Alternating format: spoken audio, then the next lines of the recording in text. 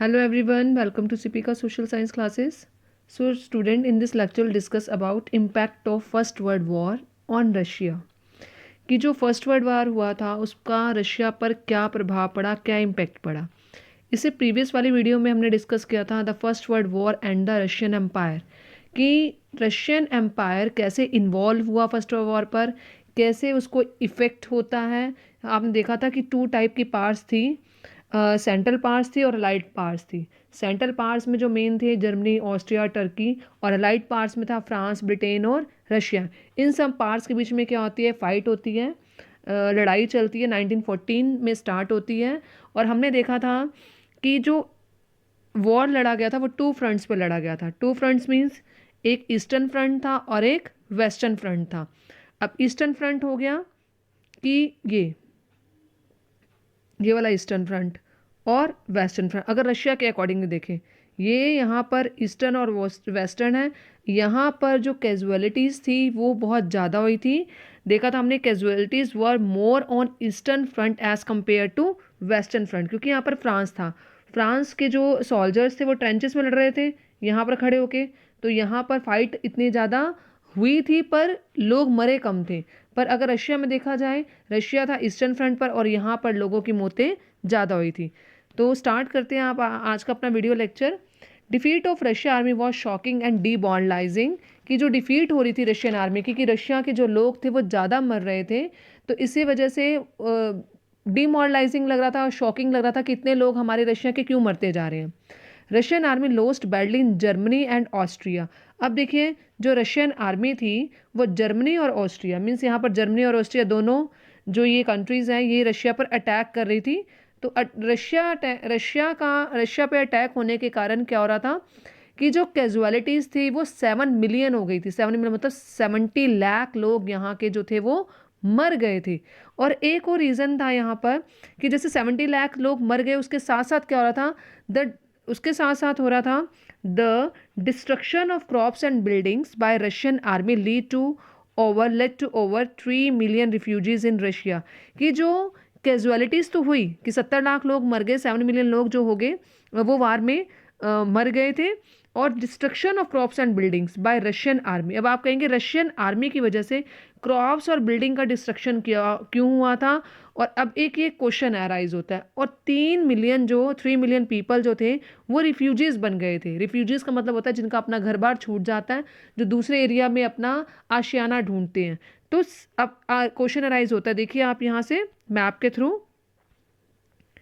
कि देखिए डिस्ट्रक्शन जो हो रहा था ज़्यादा हो रहा था। अब जो जर्मनी की जो आर्मी थी और ऑस्ट्रिया की जो आर्मी थी वो इसके ऊपर भारी पड़ रही थी, किसके ऊपर, रशिया के ऊपर। और वो यहाँ पर एंट्री करती जा रही थी, मतलब वो रशिया के अंदर एंट्री कर रही थी। अब रशिया के अंदर जब एंट्री करी थी तो रशिया के जो लोग थे वो कहाँ जाते जा रहे थे, वो और पीछे होते जा रहे थे, वो बैक होते जा रहे थे, क्योंकि जर्मन आर्मी अंदर घुस रही थी और उन्हें लग रहा था कि जर्मन की जो आर्मी है वो यहाँ पर आके आश्रय न ले ले। तो उन्होंने क्या किया था, जो क्रॉप्स थी उन सबको भी जला दिया था, ताकि अगर ये आर्मी अंडर एंट्री भी करती है तो इनको यहाँ पर खाने पीने के लिए कुछ ना मिले। और उन्होंने बिल्डिंग्स भी जला दी ताकि इनको रहने के लिए कोई सेफ प्लेस ना मिले जर्मनी आर्मी को। तो इसलिए जब जर्मनी के लोग एंट्री कर रहे थे तो यहाँ रशिया के लोगों ने क्या कर दिया, अपनी खुद की ही क्रॉप जला दी और अपनी खुद की बिल्डिंग्स जला दी। किस वजह से जलाई थी, ताकि जर्मनी के लोगों को ना तो खाना मिल सके हमारी कंट्री में आके, और ना ही उन्हें रहने के लिए घर मिल सके। अब इसकी वजह से क्या हो गया, 3 मिलियन जो लोग थे उनका घर आशियाना छूट गया और वो रिफ्यूजीज की तरह घूमने लगे, क्योंकि वो मूव हो गए पीछे की ओर। अब वहाँ पर क्या होएगा, वहाँ पर प्रेशर ज़्यादा बढ़ जाएगा दूसरी जगह पर। अब आप ये देखिए, 7 मिलियन लोग तो वैसे ही मर चुके थे और 3 मिलियन जो लोग थे वो रिफ्यूजीज हो गए, तो 10 मिलियन लोगों को इफेक्ट बहुत ज़्यादा पड़ा।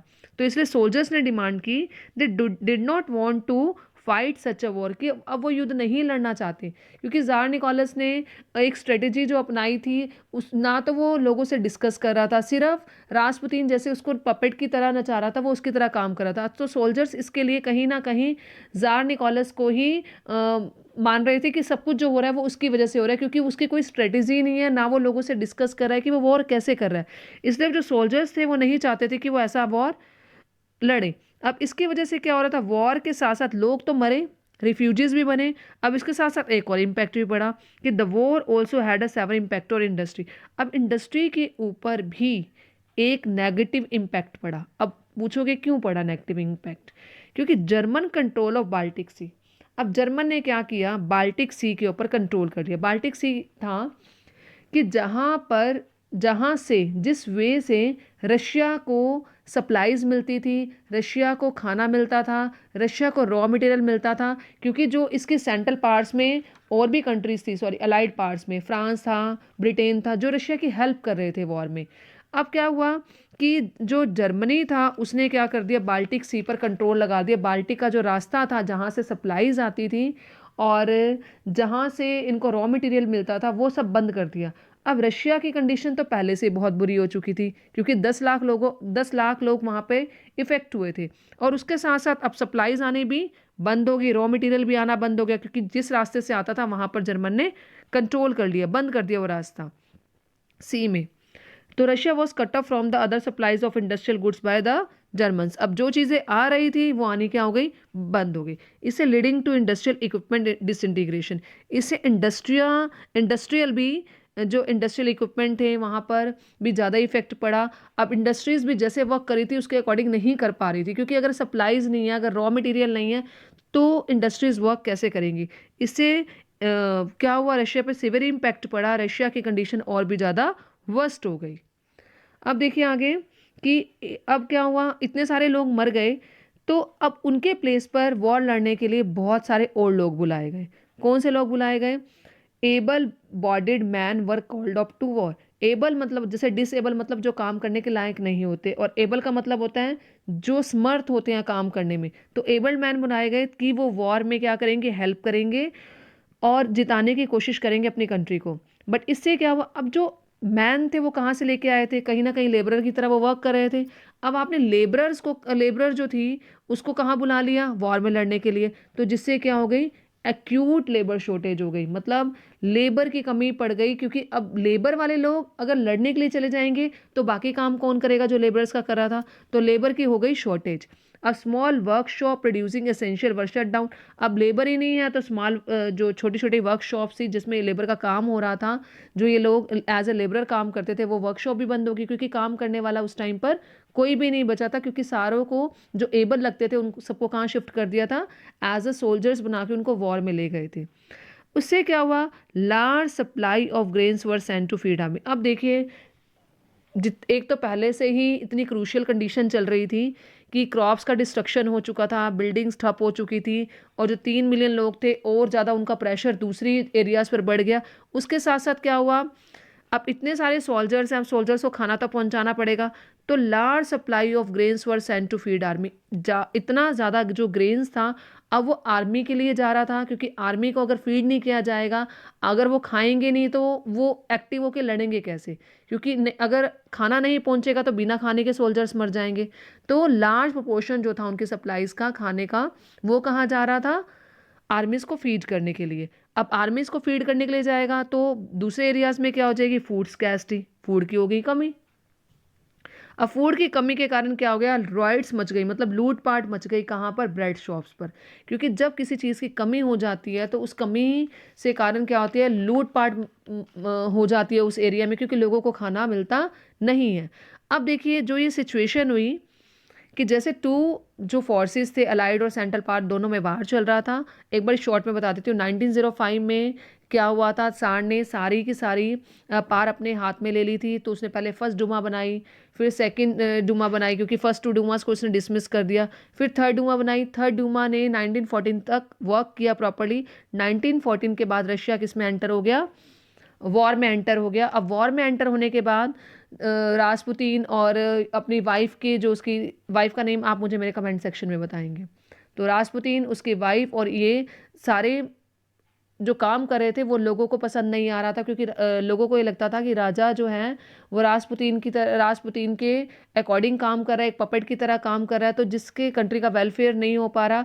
और वो कहीं ना कहीं ज़ार निकोलस को इसका मतलब उनको ये लगता था कि सारा का सारा ज़ार निकोलस ये कर रहा है, क्योंकि वो कोई ऐसी पॉलिसी नहीं बना पा रहा, लोगों से डिस्कस नहीं करा जिसकी वजह से वॉर को जीता जाए। तो लोगों ने कहीं ना कहीं 1917 पर उन्होंने ये सोचा, अब हम वॉर नहीं करेंगे, क्योंकि वॉर से कुछ भी फ़ायदा नहीं हो रहा और इतने सारे लोग मर रहे हैं, जिससे कंट्री की सिचुएशन और ज़्यादा वर्स हो रही है।